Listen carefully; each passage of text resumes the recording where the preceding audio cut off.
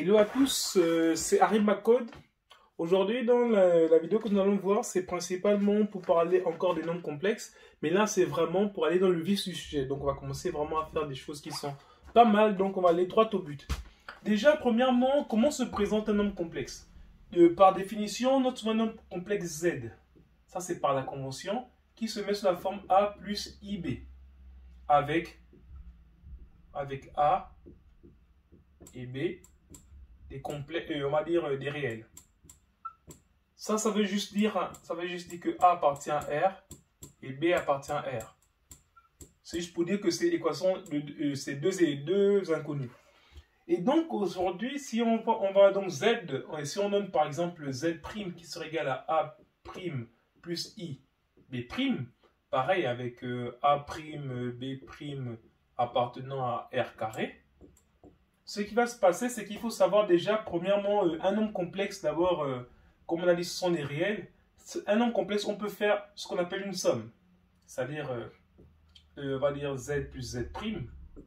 Ça va donner ici A plus IB plus A' plus IB'.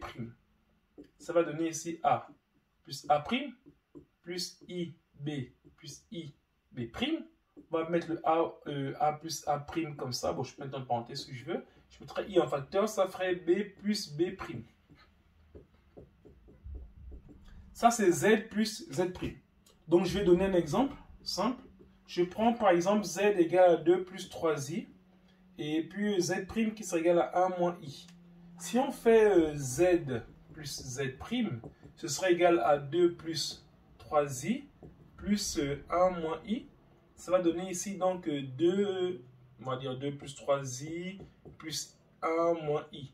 Ça va donner donc ici donc 3 moins 2i. Ça c'est Z plus Z'.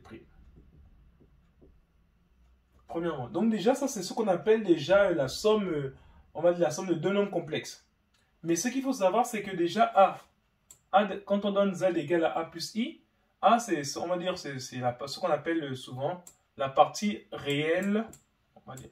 Ça se note souvent comme ça en fait. RE de Z et B se note souvent IM de Z. Ça veut dire A c'est la partie réelle de Z et B c'est la partie imaginaire.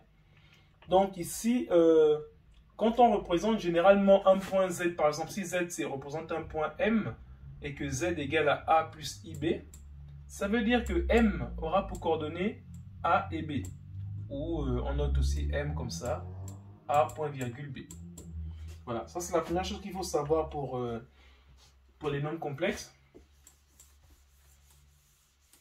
Ensuite, qu'est-ce qu'on peut voir aussi de plus les nombres complexes? Déjà, on peut savoir si un nombre complexe est égal à 0. Ça veut dire si un nombre complexe est nul. Si on dit que Z égale à 0, ça équivaut à dire que A plus IB égale à 0. Ça veut donc dire que la partie réelle est nulle, ça veut dire A égale à 0, et B aussi égale à 0. Voilà. Si on dit par exemple Z fois Z' égale à 0, ça entraîne que Z égale à 0 ou Z' égale à 0. Et donc ça revient à ce qu'on a vu précédemment, c'est-à-dire que si un nombre complexe est 0, c'est que ces deux parties sont aussi nulles. Donc voilà un peu pour, on va dire... Maintenant, ce qu'on peut aussi voir, par exemple, Z fois Z'. Ça va donner A plus IB, facteur de A' plus IB'. Qu'est-ce que ça donne? Ça fait A fois A' plus I A B' plus I A' B plus I au carré B B'. Ça va donner juste A' moins B B' plus I facteur de A B' plus A' B. Je vous ai compris, en fait, ici, jusque là, j'ai fait IB fois A, ça fait juste B fois A, c'est A fois B fois A', c'est B fois A', c'est égal à A' fois B. Donc, j'ai juste mis A' B pour ce qui est là. Ok, et maintenant, je vais donner un exemple simple. Je vais dire que si on prend Z égale à 2 plus 3i comme tout à l'heure, et je vais mettre par exemple Z' et z' qui serait égal à 1 moins i, comme tout à l'heure aussi. Donc ça veut donner que z fois z' serait égal à 2 plus 3i facteur de 1 moins i. Et donc ici, ça devient donc 2, ça devient 2 ici moins 2i, ici plus 3i, on va dire plus 3. Et ça va donner ici donc 5 plus i. Voilà z'. Alors, si vous avez des questions, n'hésitez pas. Après, qu'est-ce qu'on peut voir d'autre rapidement? C'est-à-dire, on peut voir maintenant ce qu'on appelle le module. D'abord, avant de parler du module, on parle du conjugué. Le conjugué de z, ça c'est notre z bar, c'est égal à a moins ib. Donc, là, on va dire l'opposé de la partie imaginaire. Donc, le module, qu'est-ce que c'est le module? Le module, ça se note comme ça, valeur celui de z serait juste égal à racine carrée de z fois z bar. Ça veut donc dire que ce serait égal à, on va dire, racine carrée de a plus ib, facteur de a moins ib. Et là, qu'est-ce que ça donne ici? Ça fait juste racine carrée de a au carré moins i ab plus i ab plus b au carré. Ici, maintenant, on avait dit, donc ça fait racine carrée de a au carré plus b au carré. Parce que n'oublions surtout pas, qu'en parenthèse, que i au carré est égal à moins 1.